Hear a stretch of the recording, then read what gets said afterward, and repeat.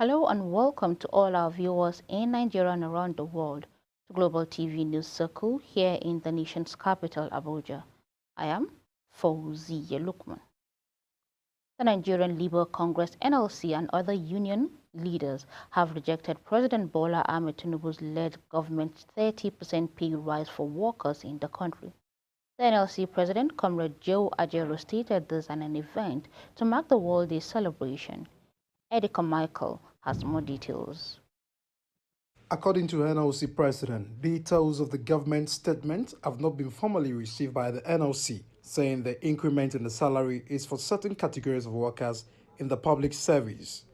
We are already working together in every facet of the national minimum wage fixing process to ensure that better results are achieved, which will not only speak to the welfare of Nigerian workers, but also assist economic business activities around the country. Other union leaders who reacted to the development says the gesture should be extended to all the categories of civil servants. That is not a minimum wage. I don't need to correct that impression. The 25 to 35% increase in salary is an outstanding that has been there. You know, other companies in the health sector have benefited from it. So this comes to the workers at the federal level and also those who are in the paramilitary, like the army, the police, and those are the men because of it. So it's not a national minimum wage. The issue of national minimum wage is still ongoing. We've not even reached the conclusion yet. So it's also an added advantage to Nigerian workers, especially those at the federal. The minimum wage is long overdue. The president and the committee must round up whatever they are doing within the month of May and ensure that this is signed into law and workers benefit.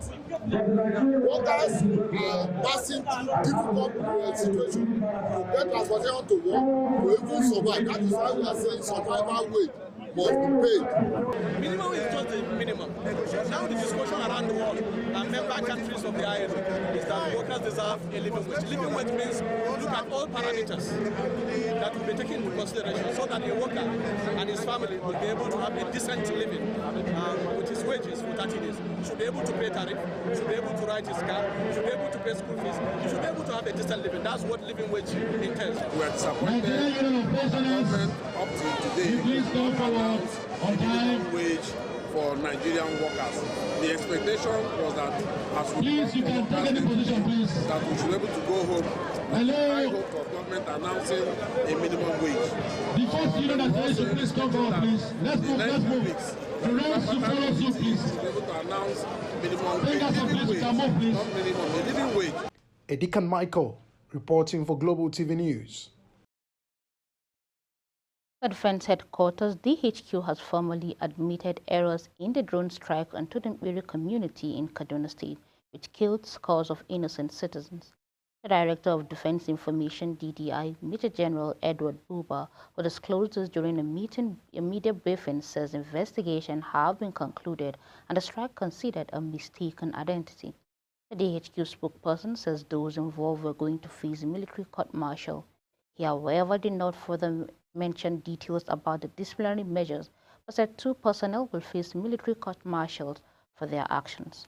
Recall that the drone strike took place on December 3, 2023, killing several non-combatants in Tudunbiri village of Igabi local government area of Kaduna State. Moving on to the fuel saga, as fuel scarcity continues to bite harder in the different locations, the federal government says it has begun a 15-day emergency fuel supply to ensure that commodity circulates across the length and breadth of the country. The government also disclosed that the vessels importing premium motor spirit, otherwise known as petrol, will continue to board at shores to discharge petrols to different depots from where the product will be distributed to different filling stations. The major energy marketing associations of Nigeria had in a statement says the member in Apapa and other locations in Lagos State have been receiving 300 million liters of fuel from 8 vessels this week. This was after the Southwest Regional Coordinator of the Nigerian Mainstream and Downstream Petroleum Regulatory Authority, Ayo Kodosu, confirmed one of the correspondents aside from the 240 liters offloaded at the various depots. Close to 85 million liters of petrols were offloaded. Similarly, the House of Representatives Committee on Petroleum Resources Downstream and Midstream has called on security agencies to pick up holders of the petrol motor spirit, also known as petrol. A scarcity of the product continues to challenge Nigerians nationwide.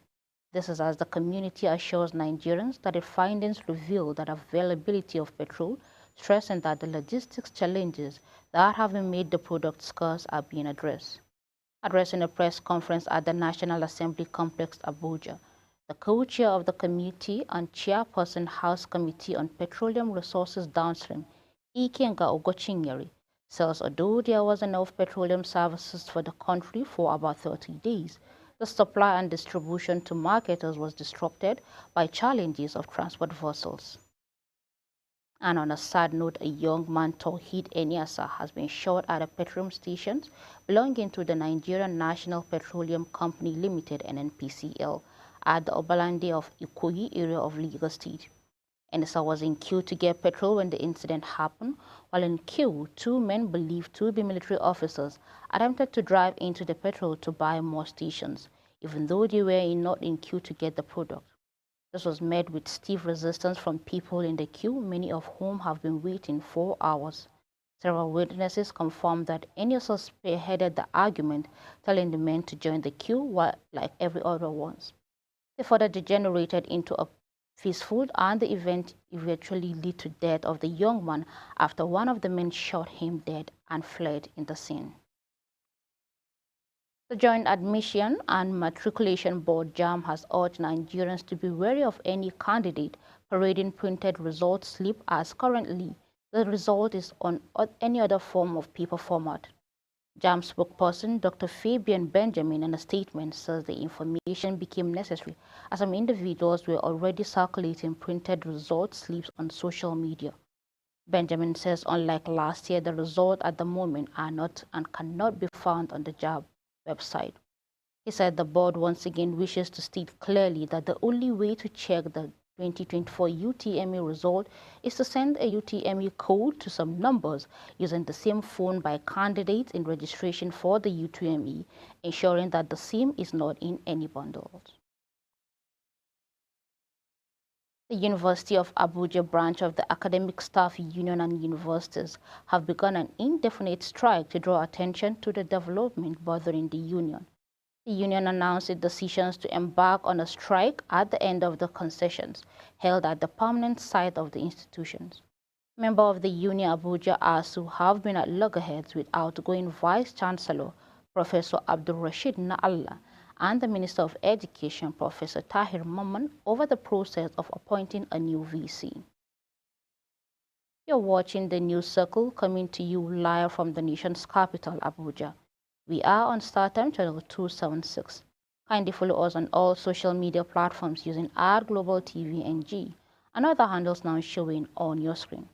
When the News Circle returns, federal government begins 15-day emergency for supplies.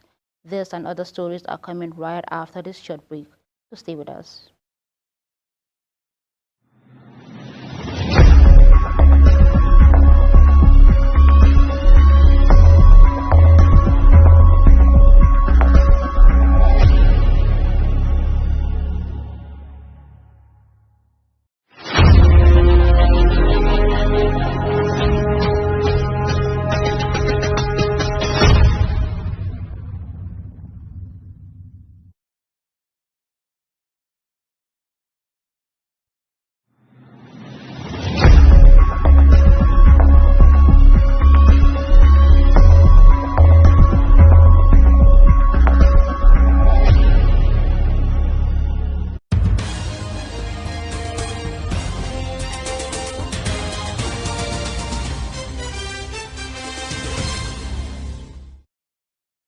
Welcome back to Global Television, bringing you live broadcasts of the News Circle. Thank you for staying with us. Moving on to the foreign scene, the United States has accused Russia of deploying chemical weapons as a method to warfare in Ukraine in violation of the international laws banning their use. State Department official says Russia used the choking agent chloroform to win battlefields against Ukraine. The Organization for the Prohibition of Chemical Weapons, OPCW, a global watchdog that oversees implementation of the CWC, says a chemical weapon a substance used to cause international death or harm through its toxic properties. Back home in business, the Nigerian Deposit Insurance Corporation (NDIC) has increased the minimum coverage of all deposit-taking financial institutions across all levels. Managing Director of the NDIC, Hassan Bello, who made this announcement in Abuja, says the coverage has increased the maximum deposit insurance coverage of deposit money banks (DBMs) from 500,000 naira to 5 million, which will provide a full coverage of 99.98% of a total deposit compared with the current cover of 89.20%. Bello says in terms of the value of deposit covered, the revised coverage would increase the value of deposit covered by the deposit insurance to 25.37% compared with the current cover of 6.31%, a total of the deposit value. The Nigerian Exchange Group has said it is working on a plan to provide an online platform for public offers as well as expand its footprint across the African continent. This was disclosed at the 63rd Annual General Meeting of the group, which was held recently in Lagos State. The platform will provide a smarter and efficient ways for issuers to raise capital and enhance the subscription processes and operational workflow of POs in the capital market, including initial public offerings (IPOs), right issues, and other public offers. The ongoing negotiation for a new minimum wage have deadlocked following the inability of the federal government and the organized labor to reach a consensus on the issue. President Bola Tinubu gave this indication in his speech during the year's International Workers' Day celebration in Abuja. Also, the president's special advisor on information and strategy, Bayo Onunuga, faulted workers' insistence on the 615,000 naira minimum wage. He says the government and labor union had not agreed on the amount for the minimum wage, but the president of the Nigerian Labour Congress, Joe Ajero, defended the workers' demand, insisting on the organized labor would not accept any amount that would improvise its members.